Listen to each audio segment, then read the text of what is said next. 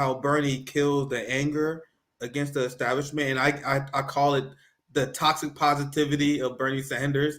And that's what it is. Like if you go on YouTube, go on Bernie Sanders' YouTube channel. If you ever want to get angry and watch his videos, and it's always, hey, we doing this project, everything's going okay. Yeah, Biden is gonna meet with it this day. We got the Biden Restore Act. It's always toxic positivity bullshit because they don't want people to be angry. They don't want to rile people up. Even when, as a student debt crisis is about to loom back over, they're like, oh, it's a shame that we didn't get what we want. I can't in good conscience vote for the bill. Instead, telling people to get in the fucking streets. Like, so your point and the point that others make that is actually more harmful for them to be in the Democratic Party. I had conversations with Shama where she said the same thing. That's 100% the case. And we advocate for third parties for this reason.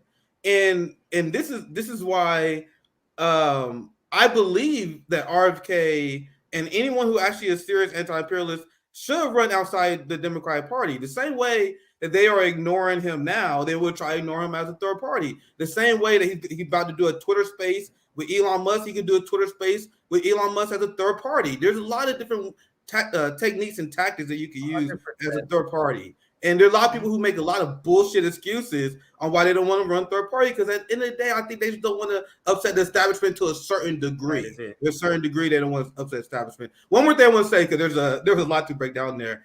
It's funny because you mentioned how people who argue against third parties, they say, well, third parties can't win, and it's like all you gotta do is support those third parties. But people like people like Crystal Ball, pretty much the same thing. Crystal Ball, they'll tell third party activists to grow up. That's what she said. She said, grow up if you support third parties.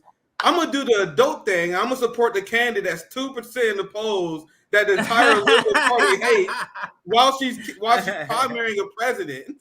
Which so is my argument, and go ahead. Which is basically just saying I'm going to eventually vote for Joe Biden.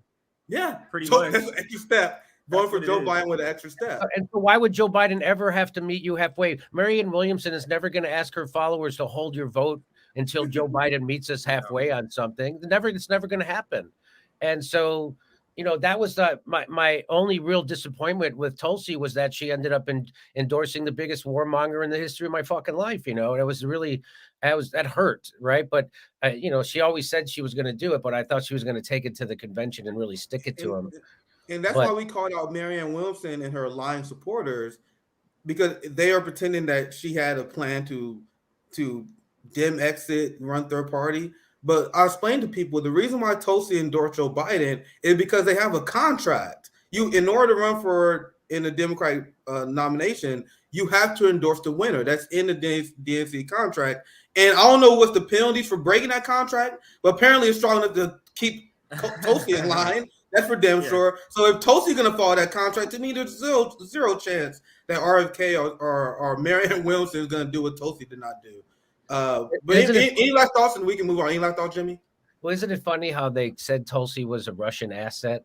That came from Hillary Clinton, former First Lady, Secretary of State, said publicly she was a Russian asset.